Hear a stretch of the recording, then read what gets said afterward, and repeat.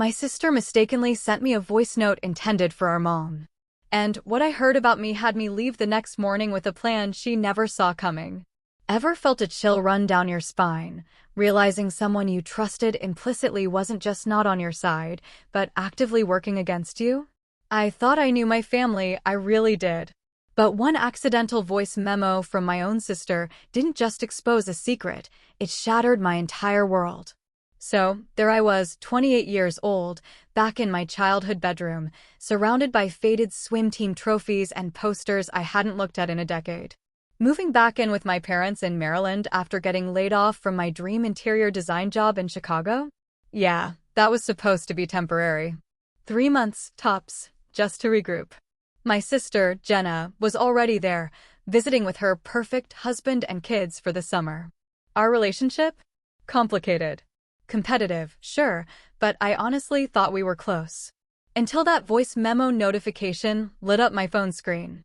An accidental message from Jenna to our mom, but it landed in my inbox.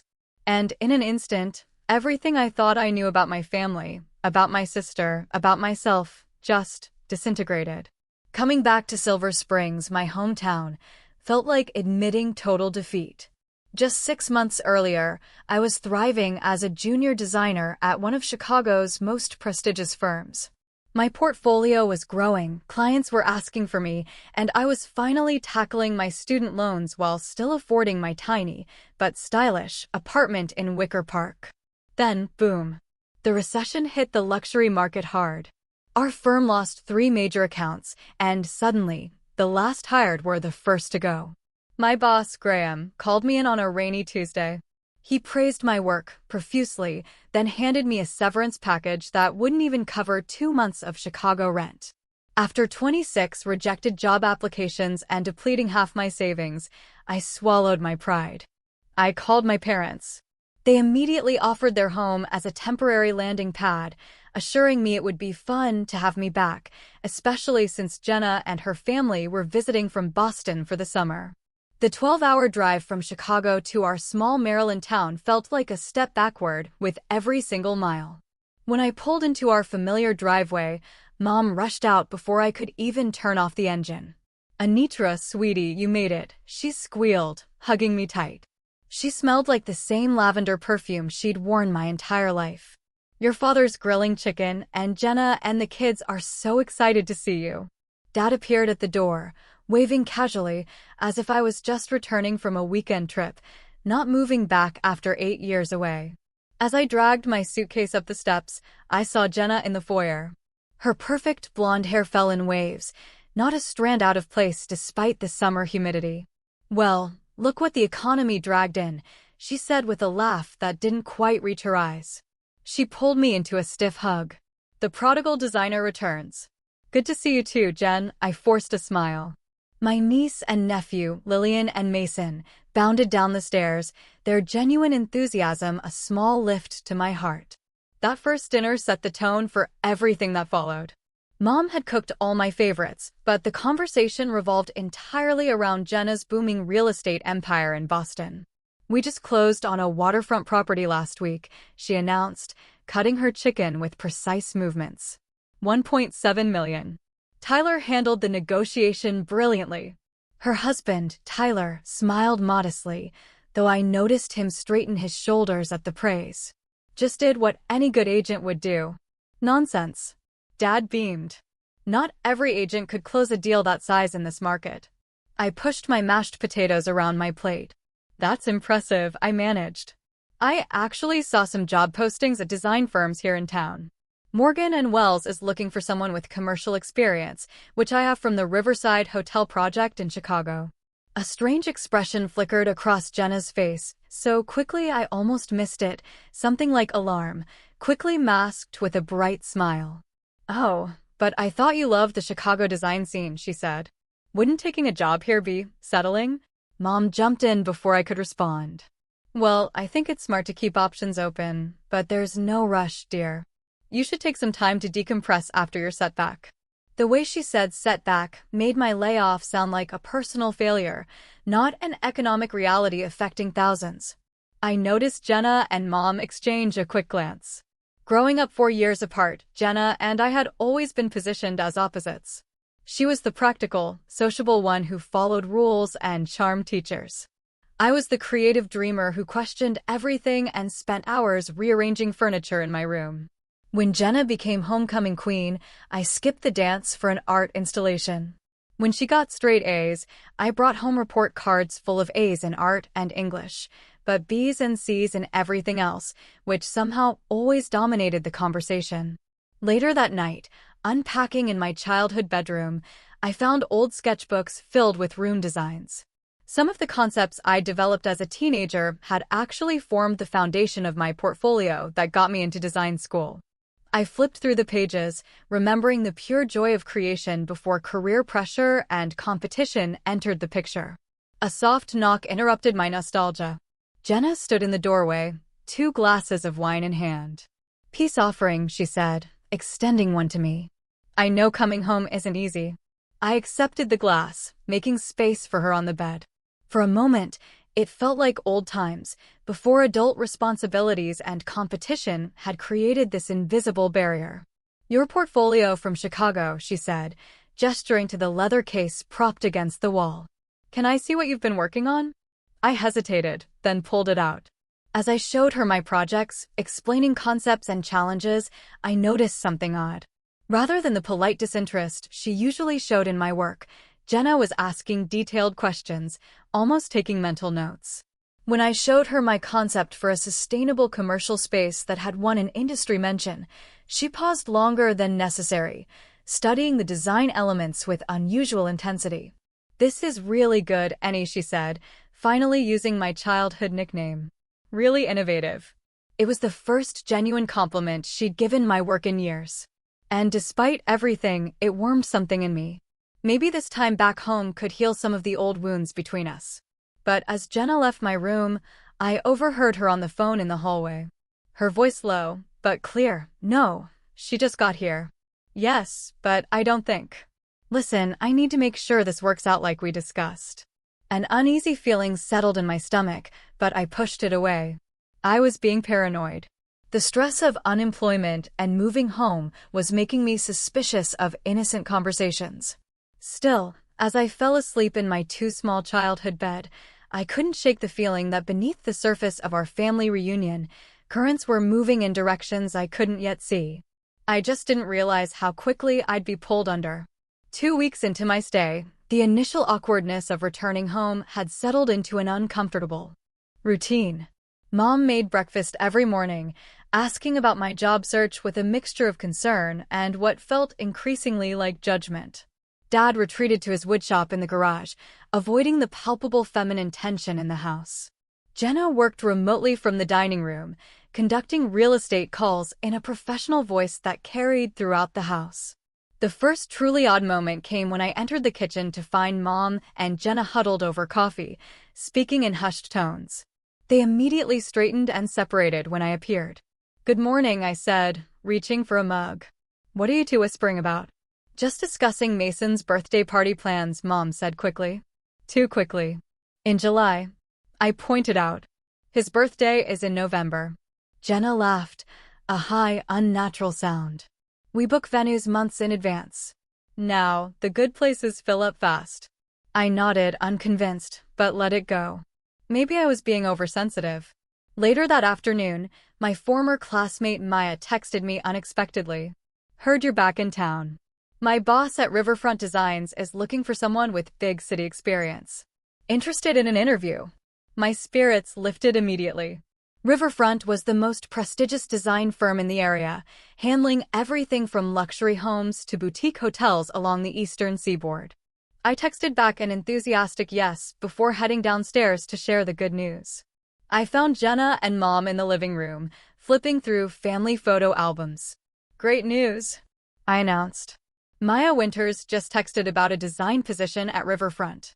I have an interview next week." Mom's expression was carefully neutral. "That's nice, dear. But isn't Riverfront rather small compared to your Chicago firm?" "Actually, they've expanded a lot in recent years," I explained. "They handle major projects up and down the coast. It could be a really good opportunity." Jenna's reaction was even stranger. Her smile looked plastered on, her eyes darting quickly to Mom. That's wonderful, truly. Though, I thought you wanted a break before jumping back in. I never said that, I replied, confused. I've been applying to jobs since I arrived. Of course you have, Jenna said smoothly. I just want to make sure you're not settling for the first thing that comes along out of desperation. The word desperation stung, and I felt my cheeks flush. I'm not desperate. Riverfront is a legitimate opportunity. I'm sure it is, Jenna said, her tone suggesting exactly the opposite. Well, good luck with it. I retreated upstairs, bothered by their lackluster response, but trying to focus on preparing for the interview. As I updated my portfolio, I heard Jenna's voice floating up from below. The words were indistinct, but her tone urgent. Curiosity getting the better of me, I quietly moved to the stairwell. We need to make sure she doesn't get it, Jenna was saying. You know how she is when she gets fixated on something. My stomach dropped. Was she talking about me? About the job? I couldn't hear Mom's response, but Jenna continued, I know, but trust me, it's for the best. She'll thank us later. I backed away from the stairs, my mind racing. Was I misinterpreting? Could my own sister actually be trying to sabotage my job opportunity? It seemed paranoid, even for the competitive relationship we'd always had. Maybe she was talking about something else entirely, someone else. But the seed of doubt had been planted. And over the next few days, I began noticing patterns I might have otherwise dismissed. When I mentioned needing to update my portfolio website, our internet mysteriously slowed to a crawl. When I scheduled a practice interview with an old college friend via video call, Jenna suggested a family outing at exactly the same time. When I mentioned which projects I planned to highlight in my interview, Jenna made subtly undermining comments about how regional clients might find those concepts too urban. The gaslighting reached its peak during family movie night.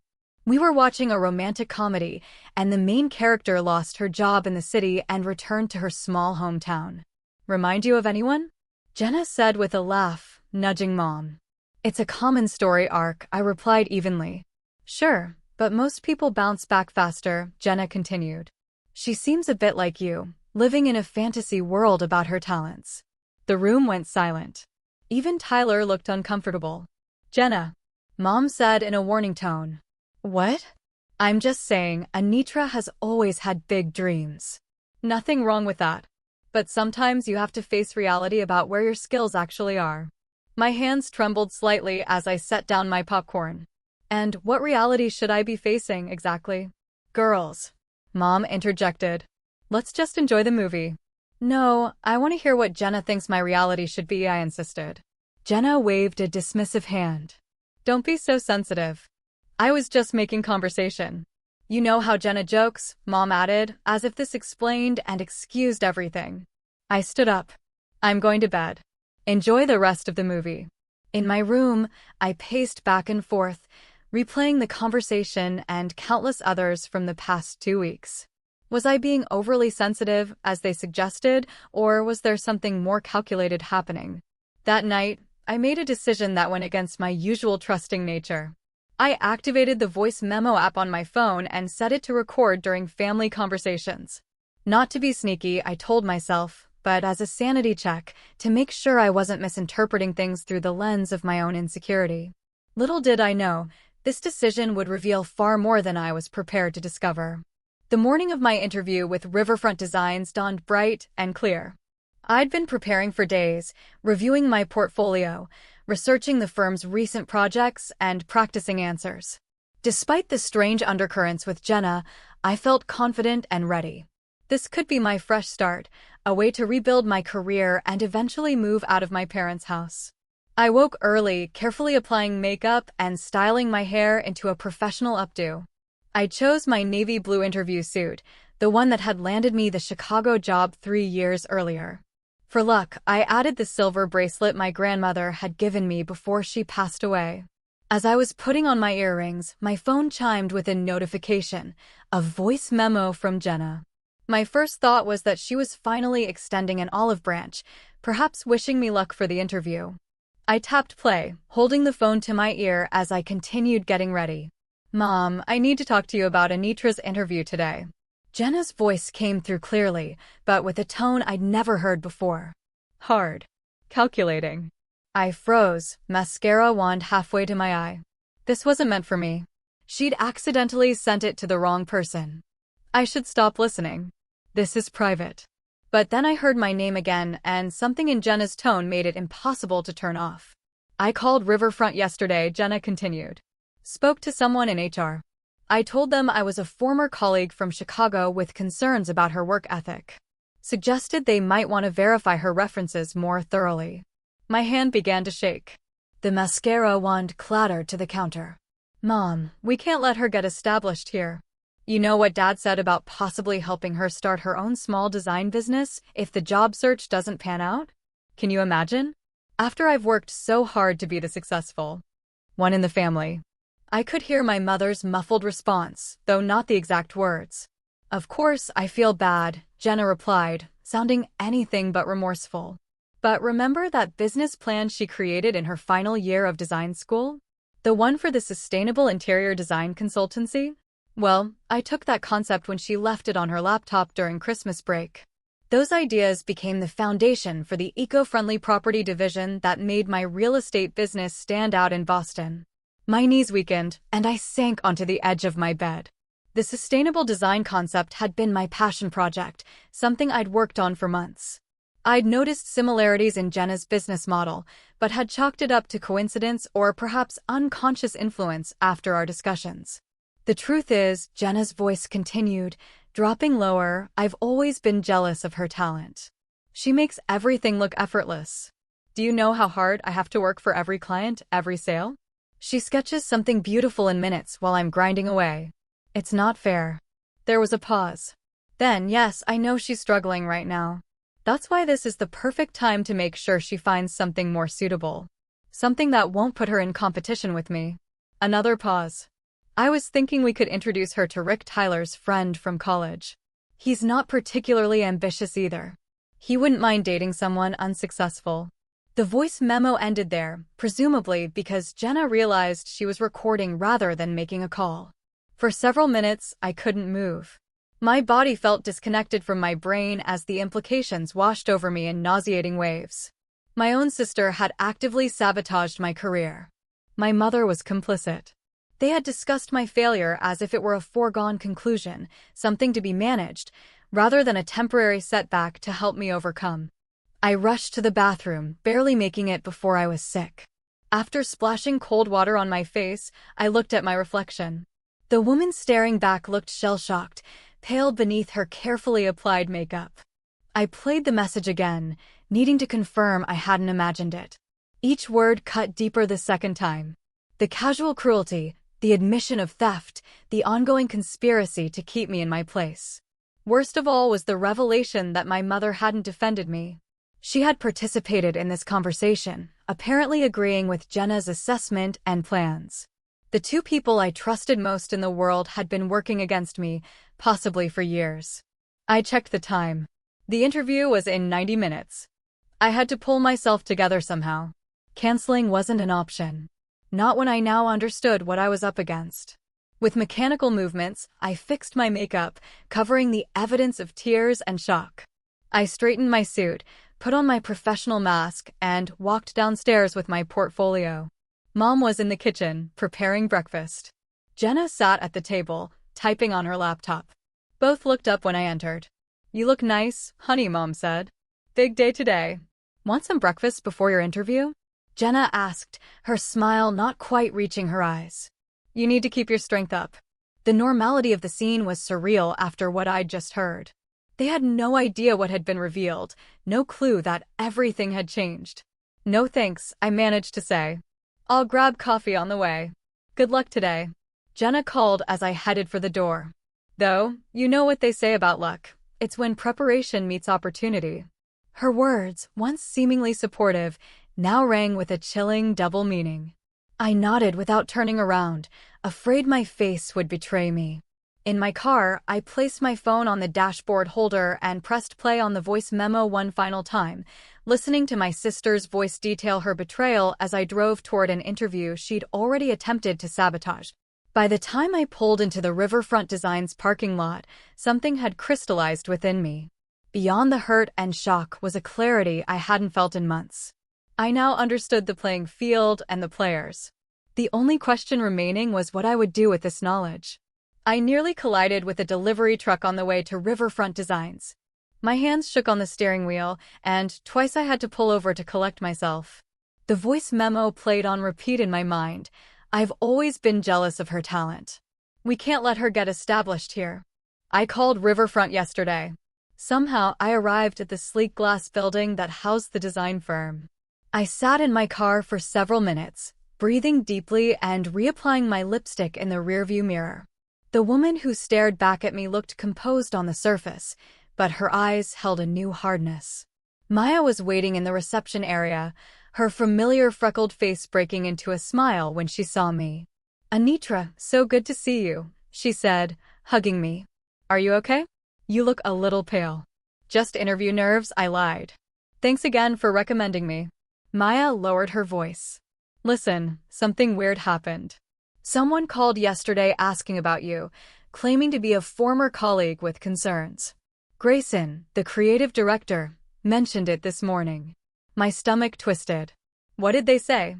"Nothing specific, just that the firm should verify your credentials thoroughly.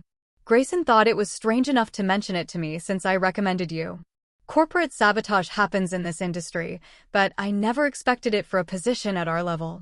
I nodded, trying to keep my expression neutral despite the chilling confirmation of Jenna's interference. People can be surprisingly competitive. "Well, it backfired completely," Maya said, grinning. "Grayson is now extra interested to meet you. Anyone who inspires preemptive sabotage must be worth talking to," he said. A small flame of hope kindled in my chest. Perhaps Jenna's plan would fail after all. The interview room was bright and airy, with floor-to-ceiling windows overlooking the river. Grayson Turner, a tall man with salt and pepper hair and trendy glasses, stood to greet me. "Anitra Taylor, a pleasure to meet you. Your work on the Riverside Hotel in Chicago caught my attention when Maya mentioned you. That ceiling installation was inspired." Despite everything, professional pride straightened my spine. "Thank you. That project had some unique challenges with the historical preservation requirements." For the next hour, I focused entirely on the interview. Pushing thoughts of Jenna's betrayal aside, I walked Grayson through my portfolio, discussed my approach to sustainable design, and answered questions about my experience with commercial and residential projects. Near the end, Grayson leaned back in his chair. "I should mention, we received a strange call yesterday. Someone claiming to have concerns about your work. I rarely mention such things in interviews, but it was unusual enough that I'm curious about your reaction." I took a deep breath. "I appreciate your transparency. Without knowing exactly what was said, it's hard to address specific concerns. But I can tell you that my departure from Hartman and Associates in Chicago was purely economic. They laid off their 5 most recently hired designers when they lost several major accounts during the recession." Grayson nodded. "That tracks with what I've heard about market conditions there, and frankly, your portfolio speaks for itself." He closed my presentation on his tablet. "Which brings me to the next step. We'd like to offer you a position as a senior designer." I blinked, certain I'd misheard. "Senior designer?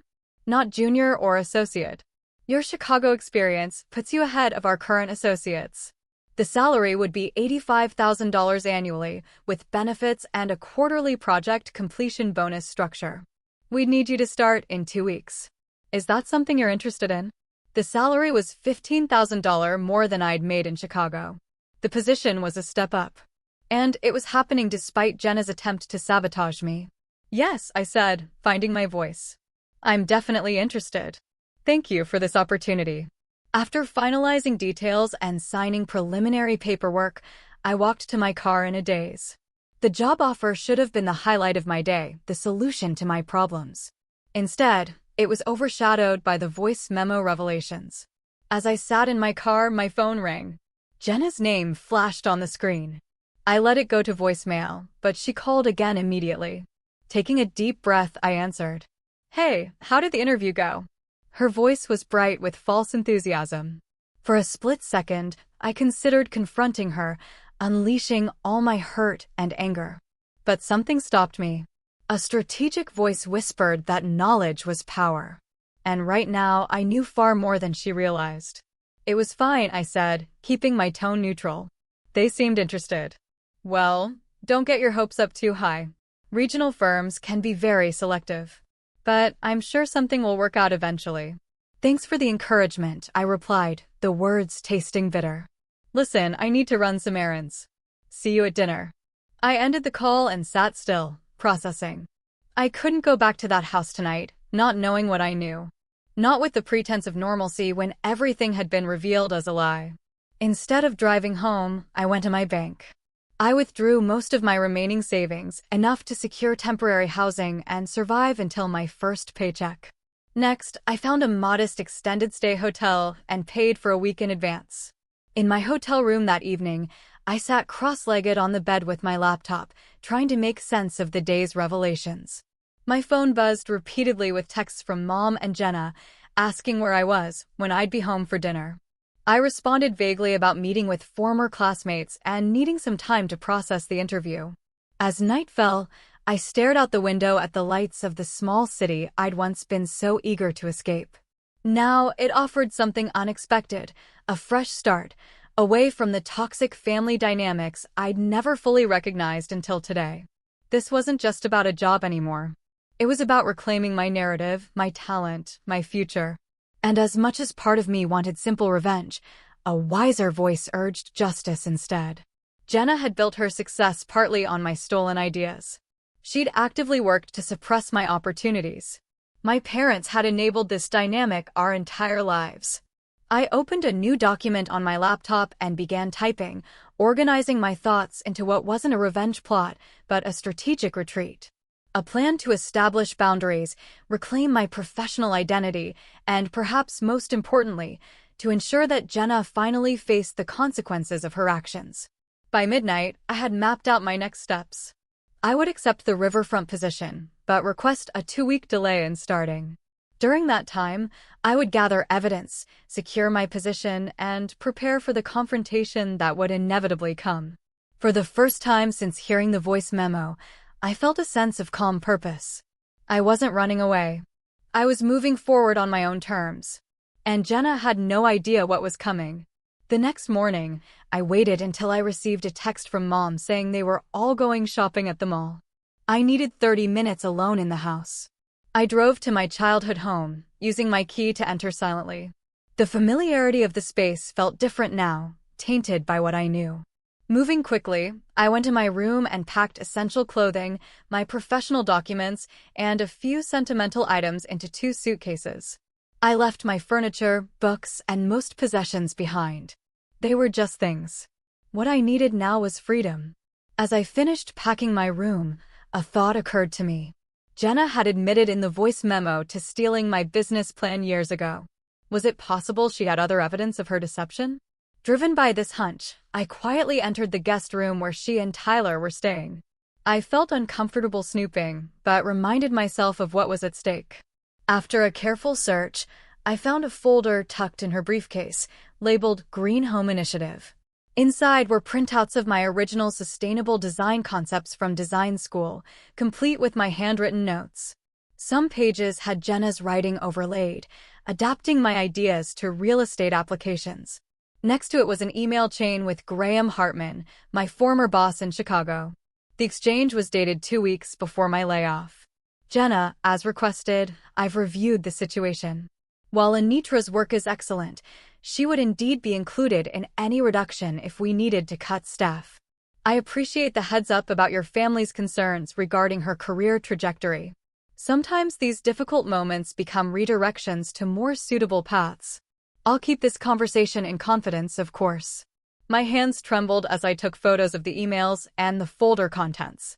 The layoff that had devastated me, that I'd thought was purely economic, had been influenced by Jenna's interference.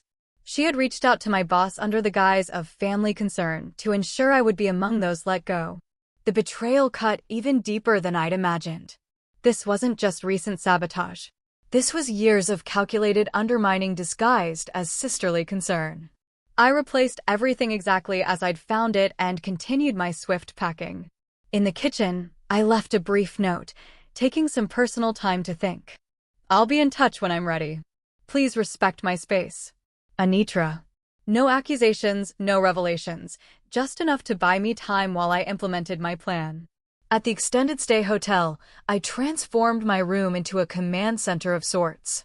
I set up my laptop, organized the evidence I'd gathered, and began methodically building a foundation for my new life. First, I formally accepted the position at Riverfront Designs, but requested a start date in 2 weeks. I need to tie up some personal loose ends before beginning this new chapter, I wrote. Grayson responded almost immediately with approval. Next, I reached out to former colleagues in Chicago, carefully asking about the circumstances leading to the layoffs.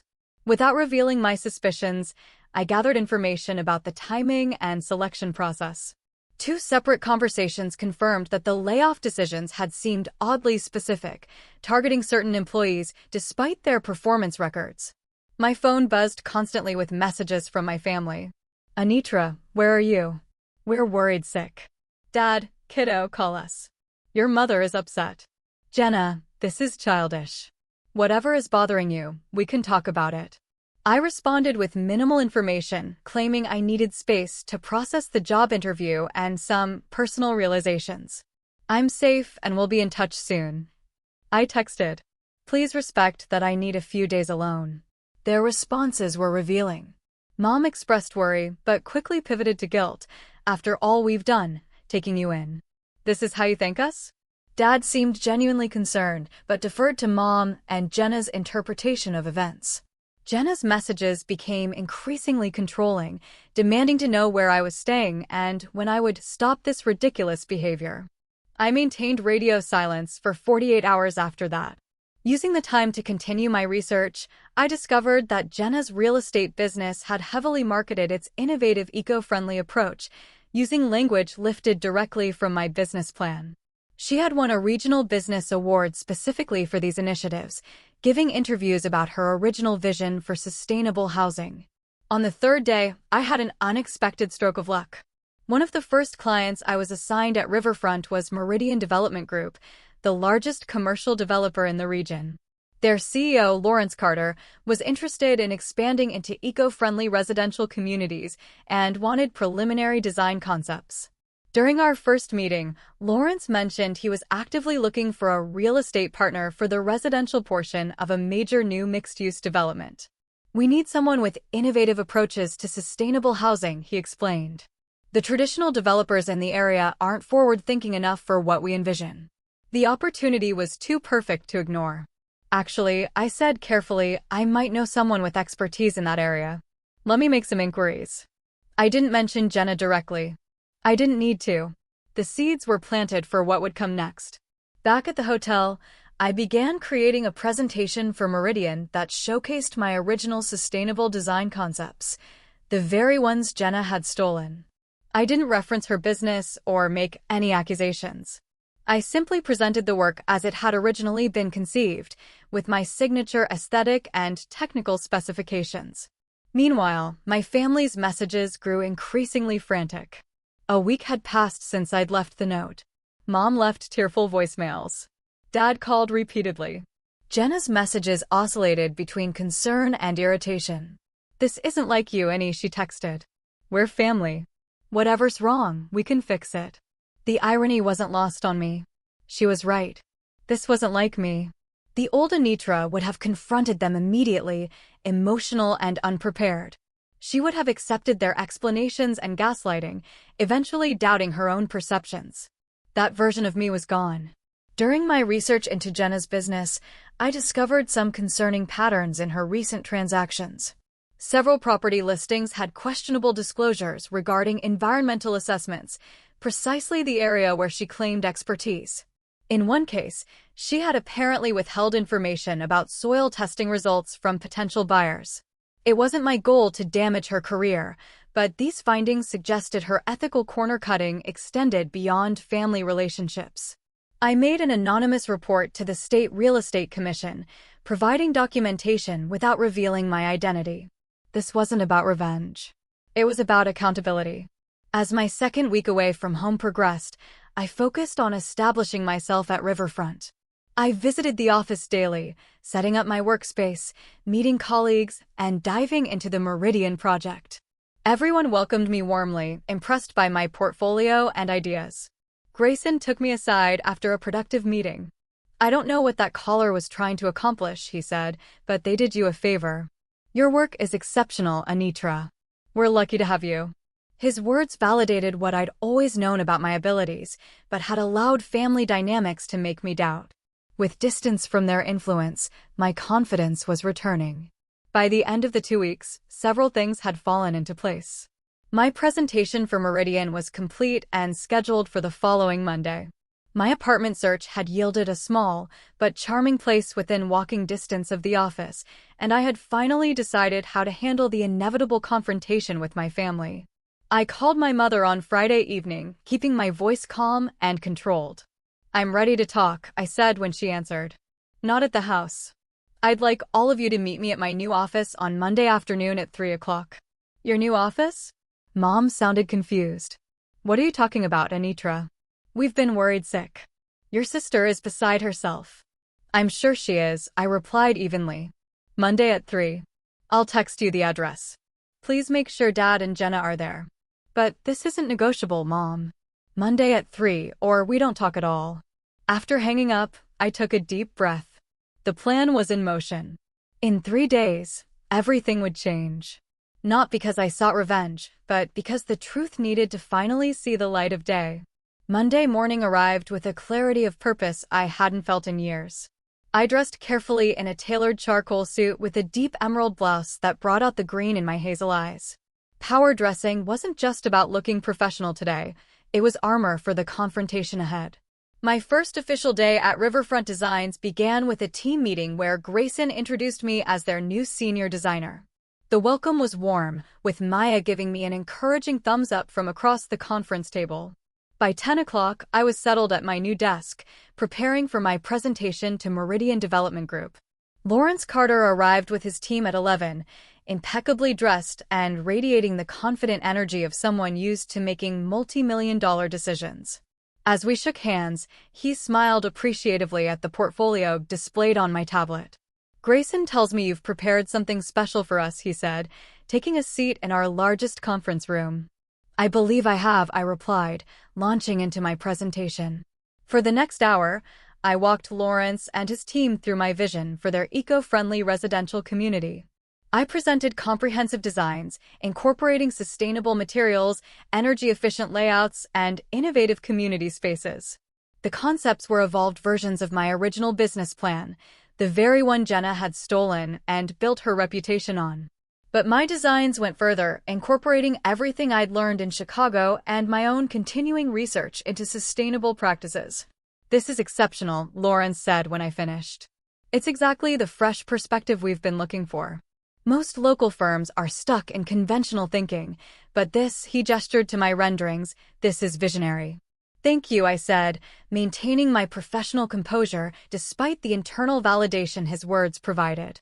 "There's one more thing I'd like to discuss." This was the moment to implement the next phase of my plan.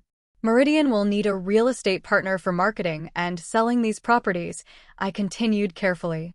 Someone who understands the unique value proposition of sustainable homes. Lawrence nodded. "We've been interviewing firms, but haven't found the right fit.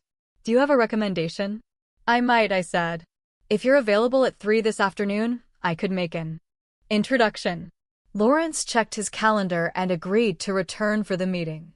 As he and his team left, Grayson approached me with an impressed expression. "That was masterful," he said. "Lawrence rarely shows that much enthusiasm, and you've already lined up a real estate connection for them? That's initiative." I smiled, not correcting his assumption.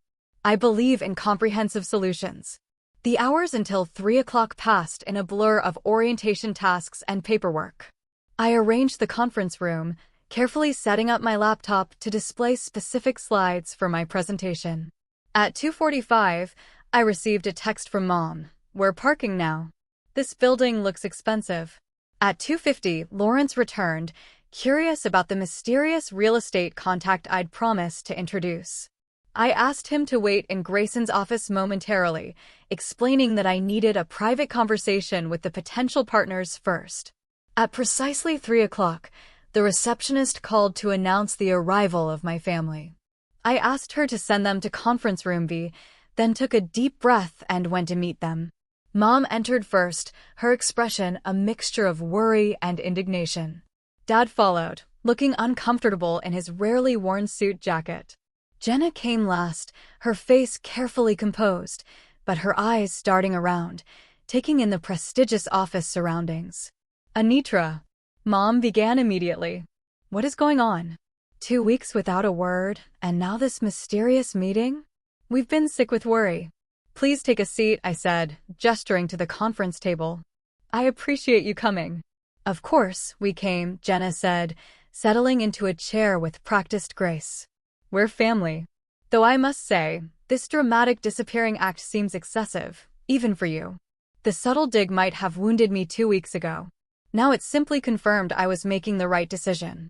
I wanted you to see my new workplace, I said calmly. I've accepted a position as senior designer at Riverfront Designs. Today is my first official day. Mom's eyebrows shot up. Senior designer? But you just interviewed, and you didn't tell us you got an offer. Dad leaned forward. That's wonderful news, kiddo. Congratulations. Jenna's reaction was more measured, her smile not reaching her eyes. How unexpected. I thought you were still considering options. I was very clear about my priorities, I replied. This position aligns perfectly with my experience and goals. Well, Mom said, clearly flustered by my composed demeanor. This explains the absence, I suppose, though you could have simply told us instead of disappearing. Actually, my absence had another cause, I said, taking a seat across from them. 2 weeks ago, I received a voice memo from Jenna. A memo that was clearly intended for you, Mom, not for me. The color drained from Jenna's face. Her eyes widened with the realization of her mistake. What voice memo? Without responding, I tapped my phone, and Jenna's voice filled the conference room. Mom, I need to talk to you about Anitra's interview today. I called Riverfront yesterday. As the recording played, I watched their reactions. Mom covered her mouth, eyes darting between me and Jenna. Dad's expression transformed from confusion to shock to anger. Jenna sat frozen, her carefully constructed facade crumbling with each damning word from her own mouth. When the recording ended, the silence was deafening. Dad was the first to speak. Is this true? He asked Jenna, his voice tight with barely controlled emotion. Did you try to sabotage your sister's job opportunity? Jenna's composure fractured. You don't understand. It wasn't like that. I was just concerned that she was rushing into something out of desperation. And my business plan? I asked quietly. The one you stole in design school? Was that concerned too? I didn't steal it, she protested weakly. I was inspired by it. That's different. I opened my laptop, displaying the photos I'd taken of her folder with my original designs and her annotations. Inspiration doesn't usually involve direct copying or taking credit for someone else's original concepts. Mom attempted to salvage the situation. Girls, clearly there's been a misunderstanding. Jenna would never intentionally. Dad interrupted, his voice uncharacteristically firm. Just stop, Linda. You knew about this. You were part of that conversation in the recording. Mom fell silent, her face flushing. There's someone I'd like you to meet, I said, standing up. I went to the door and gestured for Lawrence to join us. As he entered, I made the introductions. Lawrence Carter, CEO of Meridian Development Group. Lawrence, this is my family.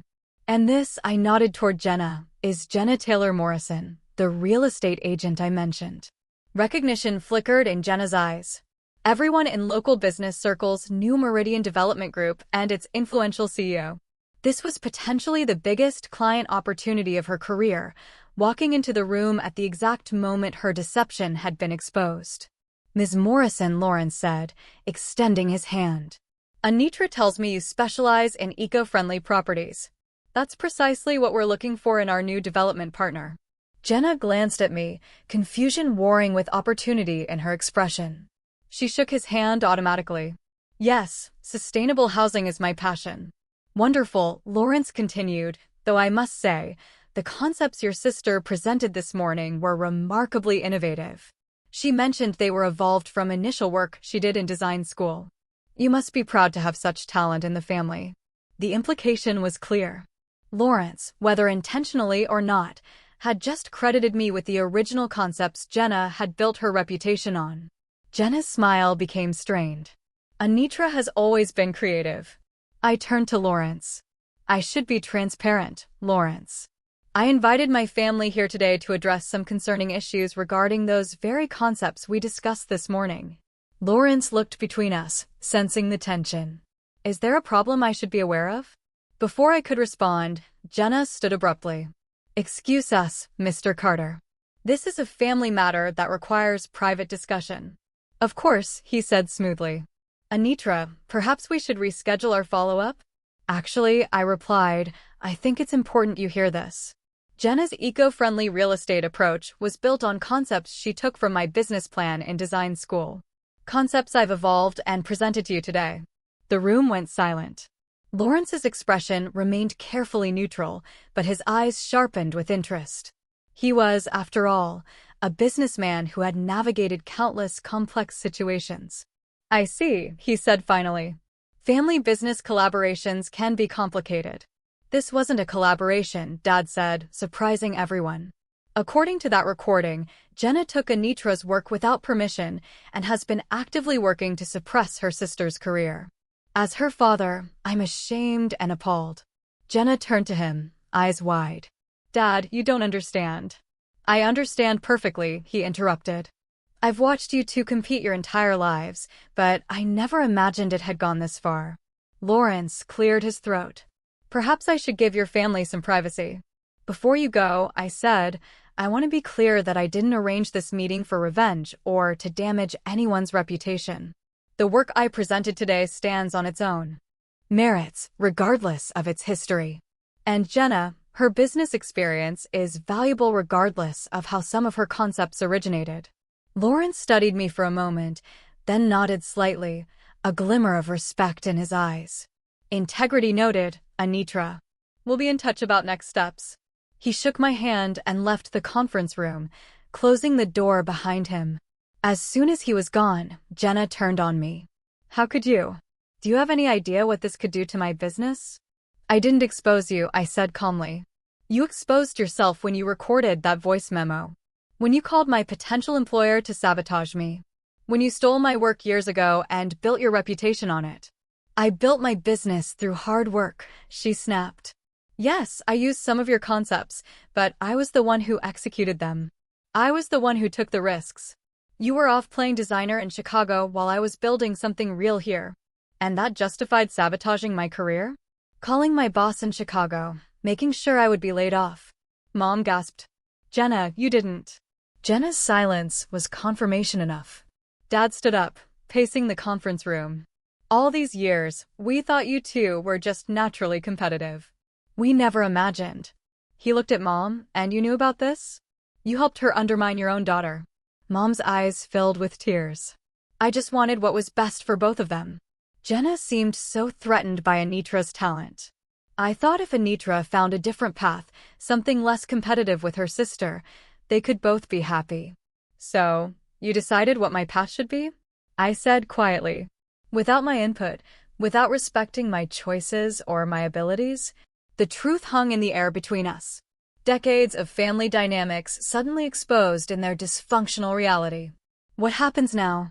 Jenna asked finally, her voice small.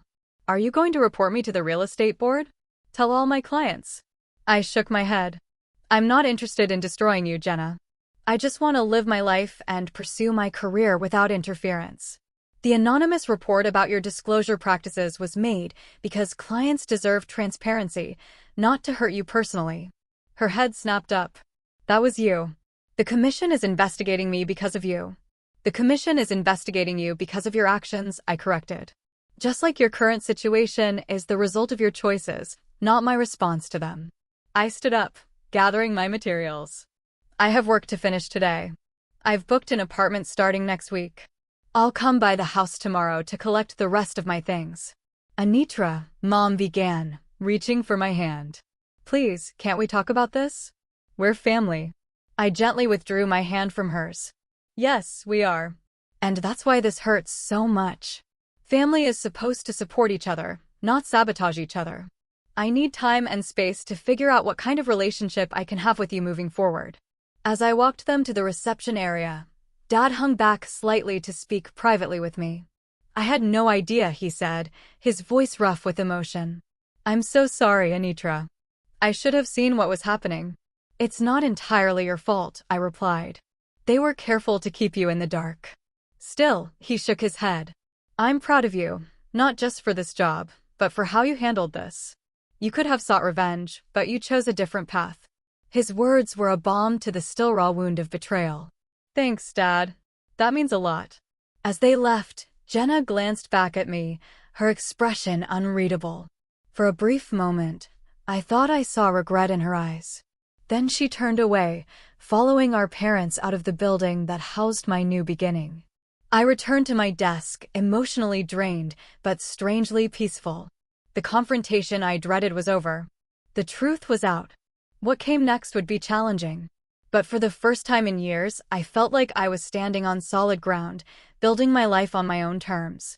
6 months after that pivotal confrontation in the riverfront conference room, I stood at the windows of my office, watching autumn leaves dance across the parking lot. So much had changed in such a relatively short time.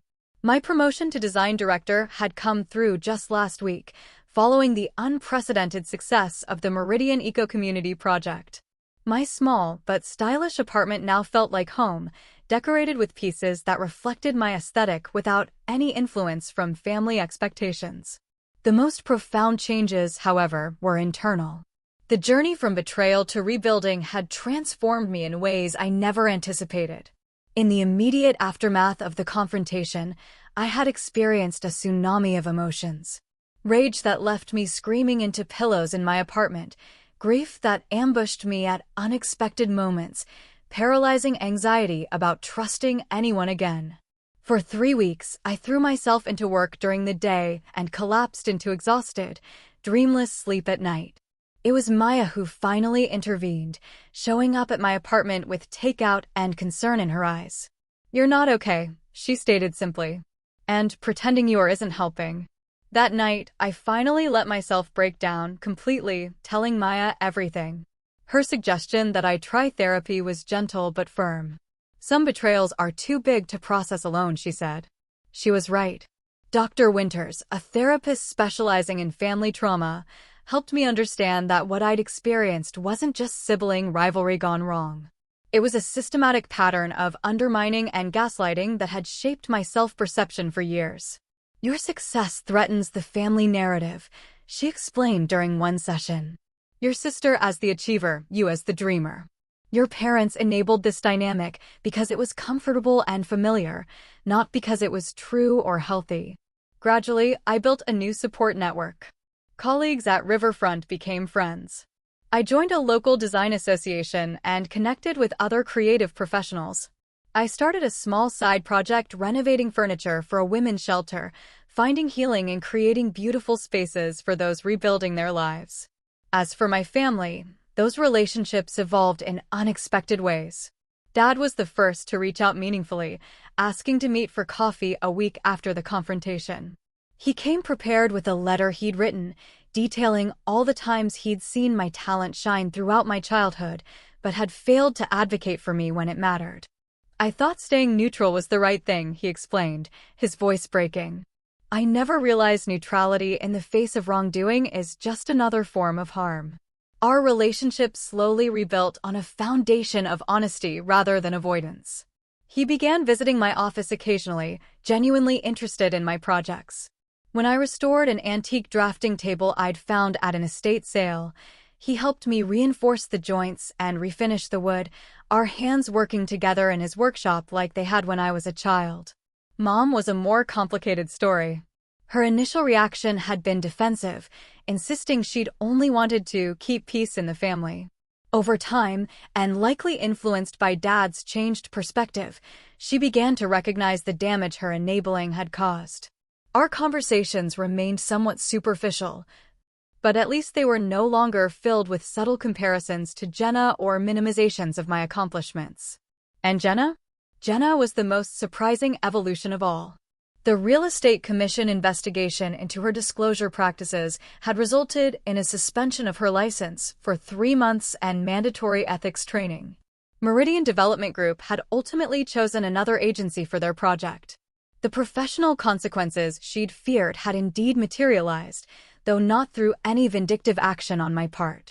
I had expected anger, blame, perhaps even further attempts at sabotage. Instead, about 4 months after the confrontation, I received an email with an attached document. The subject line read simply, what I should have said years ago. The attachment was a formal letter acknowledging that her eco-friendly real estate approach had been based on my original concepts. She had sent copies to the State Real Estate Board, the local business association that had given her awards, and several industry publications. At the end of the email was a personal note. This doesn't fix what I did. Nothing could, but it's a start. When you're ready to talk, I'm ready to listen. It wasn't an explicit apology, but from Jenna, this public acknowledgement represented a seismic shift. I didn't respond immediately, needing time to process this unexpected development. 2 weeks later, we met at a neutral location, a coffee shop downtown. The conversation was awkward, halting, nothing like the polished interactions of our past. Jenna looked different, less perfectly put together, more authentically present. Tyler left, she said abruptly, after we'd exchanged uncomfortable pleasantries. Said he didn't know who I really was anymore.